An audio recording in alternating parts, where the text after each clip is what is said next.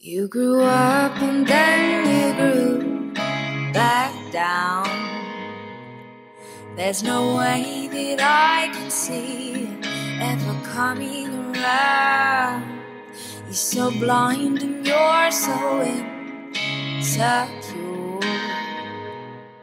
But my darling, I cannot help. No, I can't help you anymore. I've been trying too hard to live your life for you. I'm flying in and out of reality. You are high and your mind is bare. If there's anything left inside, please treat it.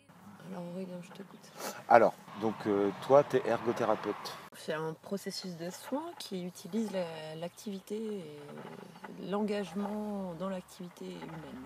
En fait, on fait une évaluation de l'environnement de la personne et et analyse du comportement de la personne. Donc comment tu es dans ton environnement avec ton handicap. Et donc c'est forcément du cas par cas. Donc. C'est du cas par cas. Déjà, la première question, c'est de savoir qui tu es, comment tu vis et quelles sont tes envies. Dans quoi, qu'est-ce qui est important pour toi et sur quoi, qu'est-ce qui est important pour toi que tu peux plus réaliser, comment tu vas pouvoir réaliser cette activité. Ça va être des choses basiques comme te laver, t'habiller, etc. Mais aussi, je sais pas, avoir tes activités de peinture, ton travail, ton rôle dans la société, auprès d'associations, enfin, je dis n'importe quoi. Donc vous touchez ton rôle familial, on touche beaucoup de tout choses. en fait. Parce que vraiment la question c'est vraiment de s'attacher à l'activité humaine, quoi. Comment qu'est-ce que tu mets en jeu dans ton corps, dans ton fonctionnement cérébral pour faire un café, quoi. Par exemple, pour faire un café, tu vas devoir remplir d'eau, mais remplir d'eau si tu fais pour 2 ou 3 personnes ou pour toi-même, ça va être des quantités différentes. Donc là, tu as à la fois des fonctions motrices et des fonctions cognitives, cérébrales, de programmation d'activité. Il y a tout ce qui s'appelle les moyens de compensation, les aides techniques, etc. Mais ça, c'est qu'un outil pour pallier. L'objectif, vraiment, c'est que la personne soit autonome de ce qu'elle a envie de faire, en fait. On part de l'envie de la personne. Moi, effectivement, on a tout un listing d'activités, mais c'est canadien à la base. Donc, en fait, les Canadiens, ils ont décrypté toutes les activités humaines qui existent.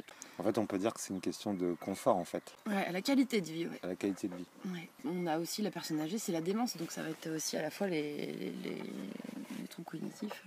Ta pensée, ton langage...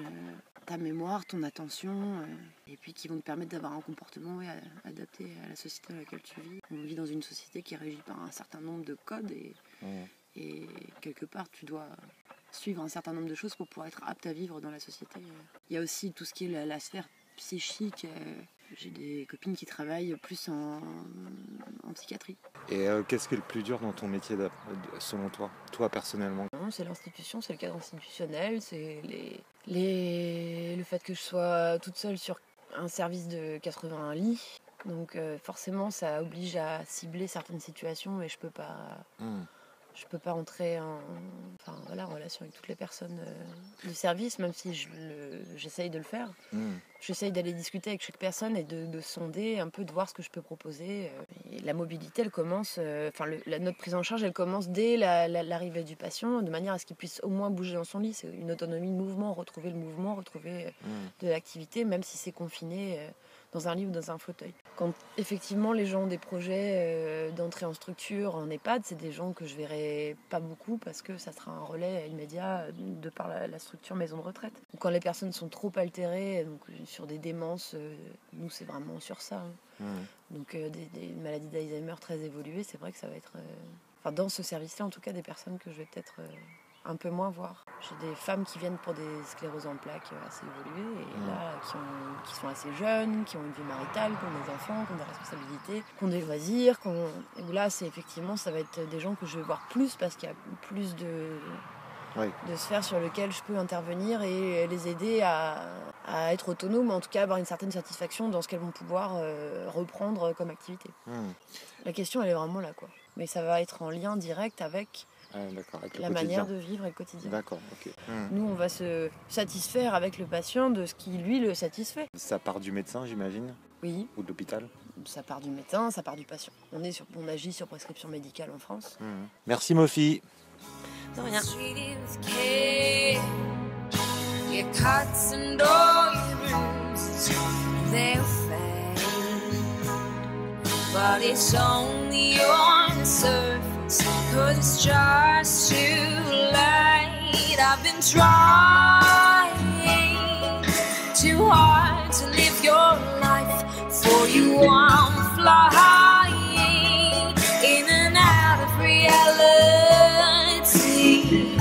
There's just no point in rearranging the dust. Will you just keep on taking to the